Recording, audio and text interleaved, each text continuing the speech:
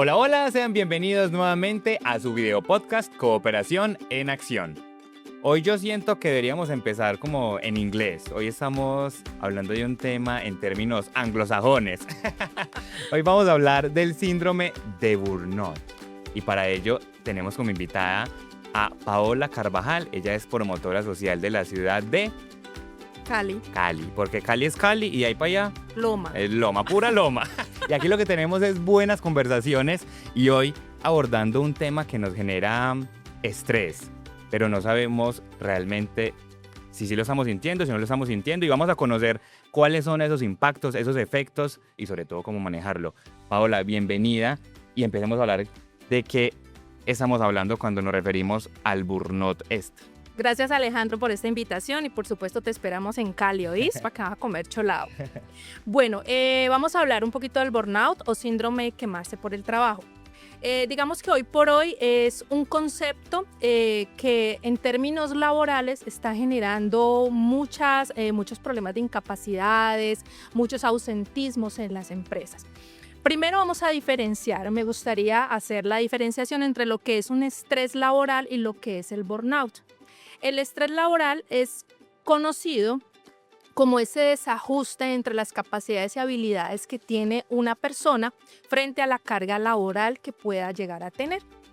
Un sujeto, una persona, un compañero, alguien que trabaja en condiciones normales, reconoce esas situaciones de estrés, esos estresores, esas situaciones que le están generando estrés, pero a su vez él también es capaz de realizar o de crear estrategias que le permitan sobrellevar ese estrés.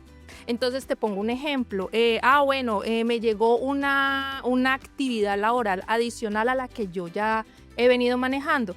Eso genera estrés en el momento, es una situación, es un estresor, pero en condiciones normales yo genero una estrategia de afrontamiento. Entonces, entonces voy a generar una lista que me permita darle prioridad a esa tarea que me ha puesto mi jefe o que me ha puesto el área en la que yo trabajo. Una persona con burnout no es capaz de realizar o de crear esa estrategia de afrontamiento. El burnout está definido por la Organización Mundial de la Salud como una condición en donde la persona se caracteriza por tener un agotamiento físico, mental, emocional, una despersonalización de su trabajo y una sensación de improductividad, ¿sí? Esas son las características del burnout. Es el síndrome de quemarse por el trabajo. En esa parte mencionas un tema o un término que sí considero que debemos ahondar un poquito, esa despersonalización del trabajo, ¿cómo la podremos entender y cómo manejarla? O cómo lo podemos identificar sobre todo. Ok, claro, sí. Es muy importante lo que tú dices, Alejandro, de mencionar cómo podemos nosotros empezar a identificar si estamos con un síndrome, si nos estamos quemando por el trabajo, ¿cierto? Porque digamos, de alguna manera, es muy fácil confundir un estrés laboral, como es el que yo acabo de explicar, con esta condición de quemarse por el trabajo. Cuando hablamos de despersonalizar el trabajo, es cuando el empleado empieza a tener unas malas relaciones con sus compañeros. Entonces empieza a tener una relación agresiva, de cinismo, de no importarle, ¿cierto? De no importarle su atención con el cliente, bueno, en el contexto nuestro, con nuestros asociados, empezamos a tener comportamientos de irritabilidad, ¿sí? Eso es despersonalización. Cuando yo ya no me identifico, ya no me estoy identificando con mi trabajo. Y peor aún, generando una mala relación con los clientes o en este caso, en nuestro contexto, con nuestros asociados. Ahí ya podemos empezar a tener unas señales claras de que esa persona puede estar sufriendo burnout. Iniciando la conversación, Pau, nos comentabas que han aumentado sus niveles de ausentismo, de incapacidad justamente por este tema. ¿Cuáles serían los factores que están impulsando justamente ese panorama actual que estamos viviendo con el síndrome de burnout? Claro que sí, los factores de riesgo que existen para que una persona pueda tener burnout van desde un esquema en la entidad, en la institución deshumanizada, en donde el trato del empleador hacia el empleado es deshumanizado, ¿cierto? En donde estas fronteras del trabajo también ya se están rompiendo, se han roto, porque ya tenemos la facilidad, por ejemplo, de trabajar desde casa, ¿cierto? Entonces perdemos esa frontera. Entonces estoy trabajando en casa, pero son las 7, 8 de la noche y yo sigo conectado trabajando. O yo sigo conectado respondiendo correos. O son las 6 de la mañana y yo ya estoy sentado o sentada respondiendo correos o haciendo cosas de mi trabajo, ¿cierto? Entonces se ha roto esa frontera de que es que el tiempo laboral es uno y mi tiempo de descanso es otro, ¿sí? Voy a ponerlo como en un ejemplo, porque a mí me gusta dar ejemplos, ¿no? Tu energía es como una batería, ¿sí? Tú la cargas, al final del día esa batería está en un 10%. Tú llegas a tu casa, la conectas y esa batería vuelve a recargar y al otro día está al 100% y estás pilas para funcionar, a ocuparte de tus labores, empezar a hacer tus tareas, lo que tu trabajo, ¿cierto? Te compete. Una persona en burnout siempre va a mantener la batería en 10. No va a ser capaz, a pesar de que ponga a cargar esa batería, no la va a recargar. ¿Sí? Entonces es una persona que siempre va a estar con fatiga, es una persona que siempre va a estar irritable, es una persona que no va a poder concentrarse, ¿sí? Va a tener problemas como esa memoria atencional, entonces es una memoria como dispersa. ¿Por qué? Porque su batería está siempre al 10%. Entonces es muy importante cuando hablamos de burnout, empezar a distinguir cuáles son esas fronteras y esos límites que yo como empleado debo tener frente a mis cargas laborales. ¿Sí? Si yo bien es cierto, mi jornada va de 7:30 de la mañana a 5 de la tarde, procurar que en ese lapso de tiempo yo deje mis tareas al día y que no tenga que llevar trabajo a casa. ¿Sí? Un ejemplo personal que yo pongo en práctica y es que yo salgo de la oficina a 5:30 de la tarde, yo apago el celular corporativo y lo dejo en la oficina.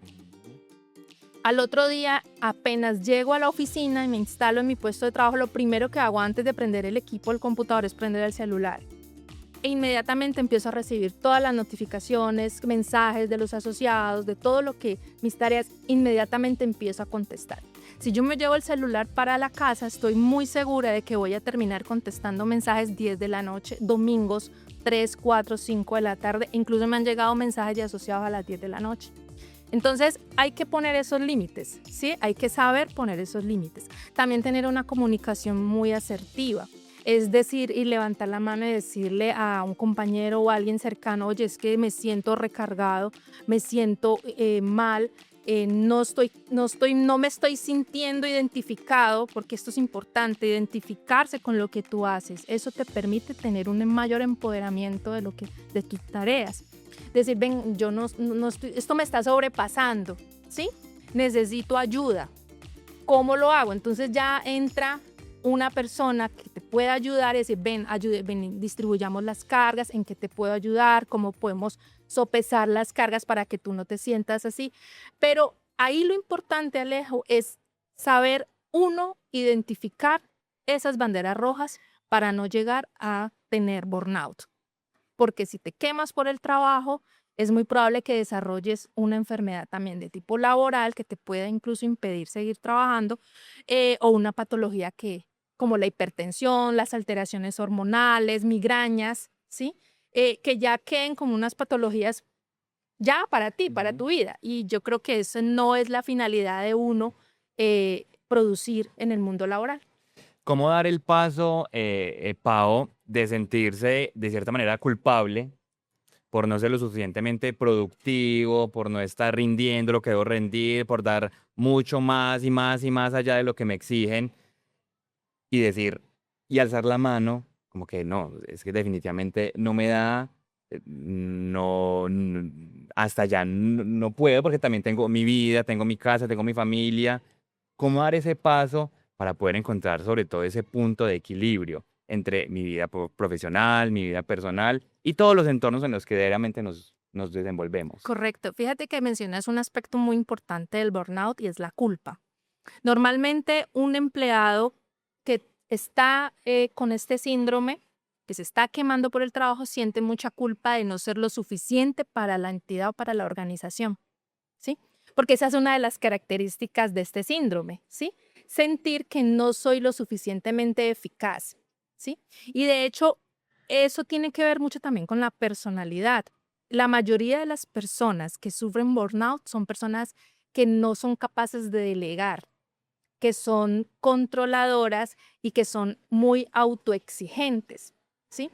Entonces, la culpa es algo que no les permite dar ese paso y levantar la mano y decir, me estoy quemando, ¿sí?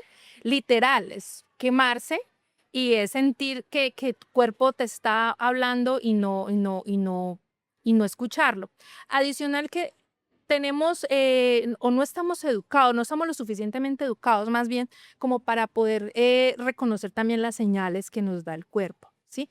Otra cosa que es importante en estos tiempos, Alejandro, y hablando del burnout, es que el tema de la salud mental y de levantar la mano y decir necesito ayuda psicológica es un tema visto como debilidad, ¿sí? Entonces yo no levanto la mano y digo que necesito ayuda porque qué pena. Yo soy el mejor, yo soy la mejor, yo tengo que cumplir en todo, yo tengo que controlarlo todo y que yo levante la mano y pida ayuda jamás. Entonces, es también, es empezar a hacer una sensibilización. Pienso de todo lo que he podido como entender y conocer de este síndrome, es empezar a hacer una sensibilización también en las empresas de decir, venga, es que levantar la mano no es sinónimo de debilidad. ¿Para qué una empresa con un empleado quemado?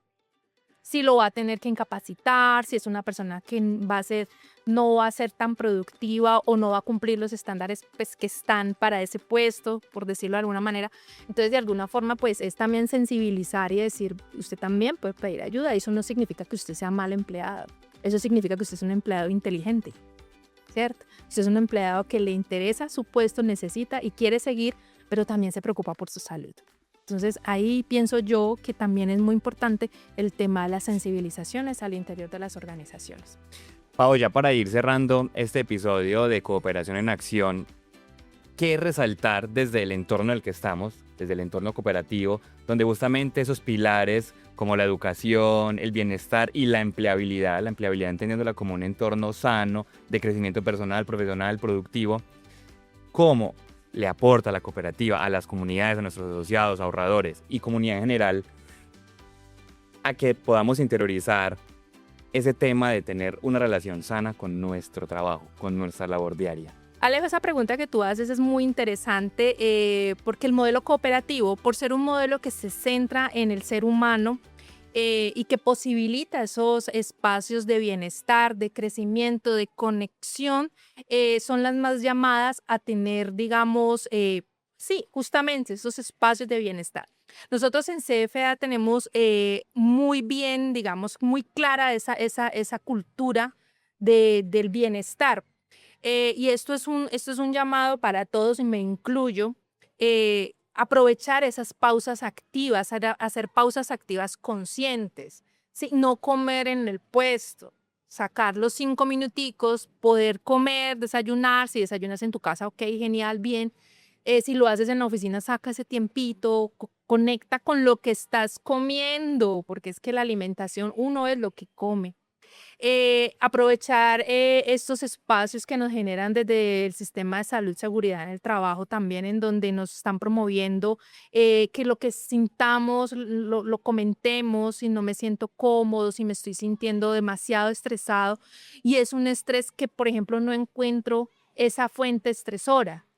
Venga, yo no me siento bien, ayúdeme, ir donde el psicólogo, es que el psicólogo no es para los que están locos, el psicólogo es algo que nos ayuda a todos, ¿sí? Hace parte, debería ser parte de la rutina de los chequeos que hacemos, no solamente ir al médico general y pedir los exámenes de sangre, es que yo también quiero pedir una cita con un psicólogo para poder contarle lo que a mí me está pasando. Entonces, la cultura cooperativa, al tener esa esencia en donde el ser humano es lo principal, creo que es la que más espacios tiene y creo que es la que más promueve. Nosotros desde la fundación, nuestro ejercicio como promotoras desde la fundación lo promovemos al interior con nuestros compañeros en la oficina y con nuestros asociados, estos espacios de bienestar. Vaya a un spa. Hombre, eso es muy rico, que le hagan un masaje bien rico y se relaja un poquito y se desconecta. mire su salud mental, revísela como cuando usted revisa el colesterol, los triglicéridos, también revise cómo está su salud mental, cómo están sus emociones. ¿Estás reconociendo las emociones que transitan en tu vida? ¿Sabes cómo se llaman? Entonces, todo eso, y eso lo tenemos en CFA, eso lo tenemos dentro de la cooperativa, esos espacios que nos permitan promover el bienestar.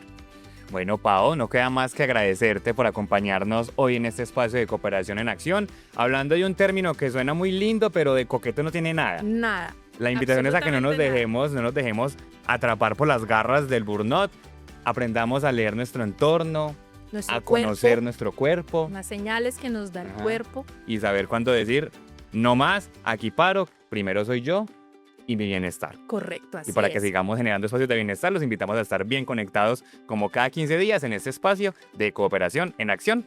Hasta pronto. Chao. Gracias.